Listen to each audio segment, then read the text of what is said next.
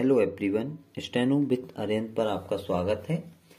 यह डिक्टेशन 85 शब्द प्रति मिनट की गति से मेवाड़ सीरीज से होगी और यदि आप इसका पीडीएफ प्राप्त करना चाहते हैं तो आप हमारे टेलीग्राम ग्रुप को ज्वाइन कर सकते हैं, जिसका लिंक डिस्क्रिप्शन में दिया गया है।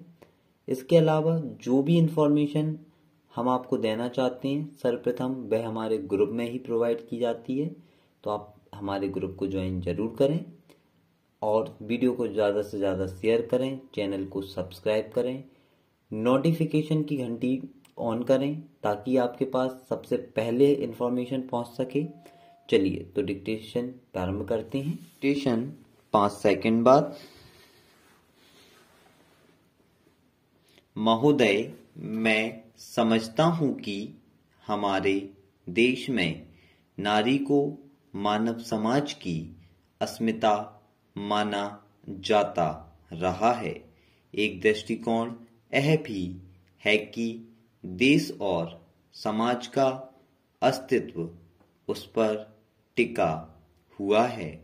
दूसरा दृष्टिकोण यह भी हो सकता है कि वह सृष्टि की सनातन शक्ति है।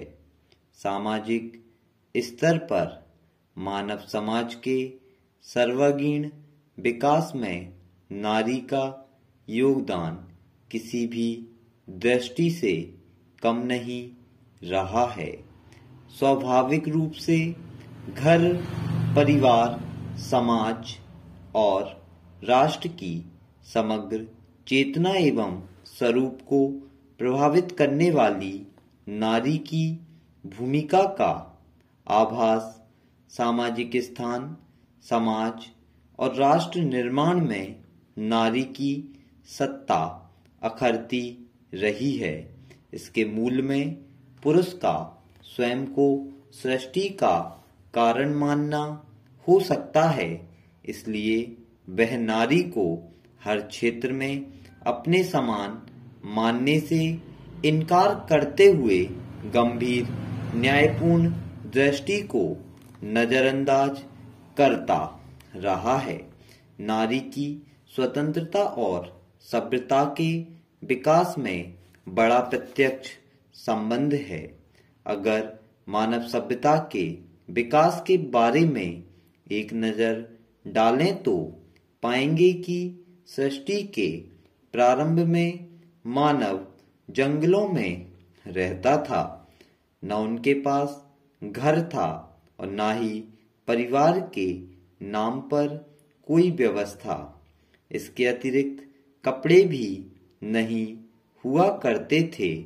निर्वस्त्र रहकर वनों में विचरता रहता था।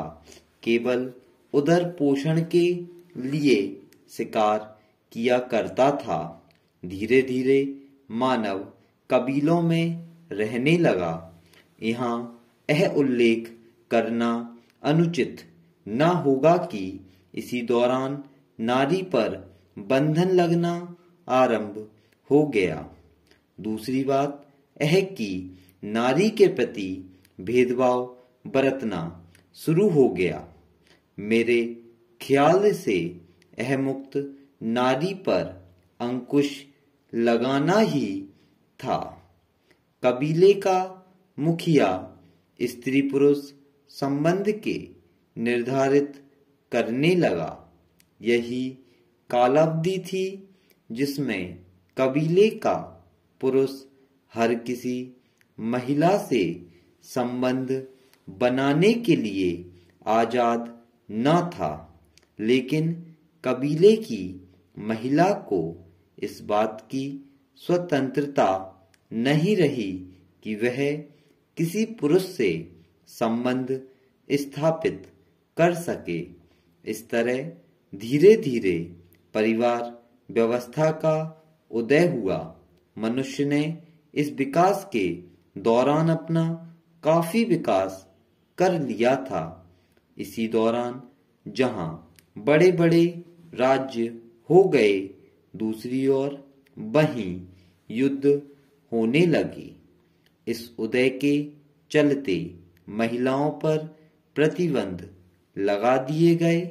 परिणाम स्वरूप एक ओर सती प्रथा, पर्दा प्रथा जैसी कुप्रथाओं का जन्म हुआ तो दूसरी ओर विधवा और पुनर्विवाह पर रोक लगी। इसी तरह नारी शिक्षा पर प्रतिबंध लगा दिया गया। नारी को एक प्रकार की वस्तु समझा जाने लगा और वह घर में कैद होकर रह गई। वैसे तो साधारण रीति से 12 महीने का वर्ष माना जाता है, पर कभी कभी 13 महीने का भी वर्ष होता है, पर यह बात केवल चांद्र मास में ही होती है और मास सदा वर्ष में 12 ही होते हैं। चंद्रमास की वृद्धि का हेतु यह है कि दिन रात्रि का मान, जिसे दिनमान कहते हैं, 60 दंड का माना जाता है, पर एक तिथि का मान 58 दंड का माना जाता है।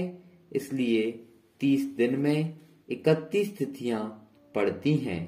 इस हिसाब से चंद्र वर्ष और सामान्य वर्ष में प्रतिवर्ष 12 दिन का अंतर पड़ा करता है, जो 5 वर्ष में पूरे 2 महीने का अंतर डाल देता है। ऐसे अधिक महीने को हम मलमास कहते हैं।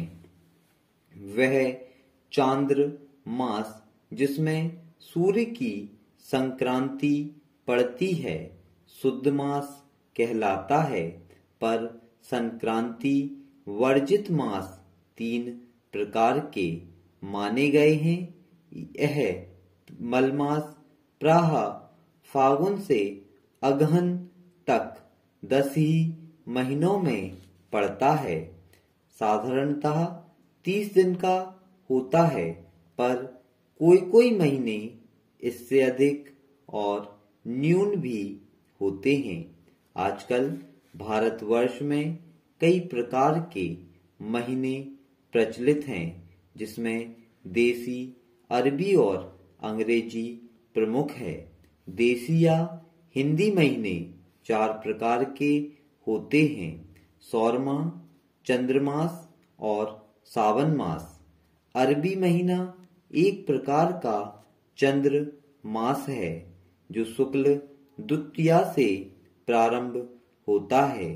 अंग्रेजी महीना सौर मास का एक भेद है, जिसमें संक्रांति से महीना नहीं, किंतु प्रत्येक महीने के दिन नियत होते हैं, जो काल प्रचलित या चंद्र वर्ष में उसे सौर वर्ष के बराबर करने के लिए जोड़ा जाता है, उसे मलमास कहते हैं।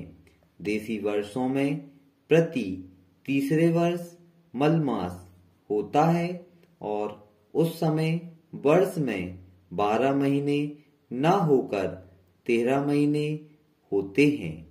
अंग्रेजी वर्षों में प्रति चौथे वर्ष मलमास का एक दिन अधिक बढ़ाया जाता है, पर अरबी महीनों के वर्षों में सौर वर्ष से मेल मिलाने के लिए मलमास का काल नहीं जोड़ा जाता। इसलिए प्रति तीसरे वर्ष से लगभग 1 महीने का अंतर पड़ जाता है। देसी महीनों के नाम चैत, वैशाख, जेठ, आषाढ़, सावन, भादौ, कुंवार, कार्तिक, अगन, पूस, माघ और फागुन कहलाते हैं। अंग्रेजी महीनों में जनवरी, फरवरी, मार्च, अप्रैल, मई, जून, जुलाई, अगस्त, सितंबर, अक्टूबर, नवंबर एवं दिसंबर आदि गणना में लिए जाते हैं। मासिक वेतन वह वेतन कहलाता है जो महीने भर काम करने के बदले काम करने वाले को जो धन मिले उसको मासिक वेतन कहते हैं। स्टॉप। यदि आपको वीडियो अच्छी लगी तो वीडियो को लाइक करें, चैनल को सब्सक्राइब करें और ज़्यादा से ज़्यादा लोगों में शेयर करें। Thank you.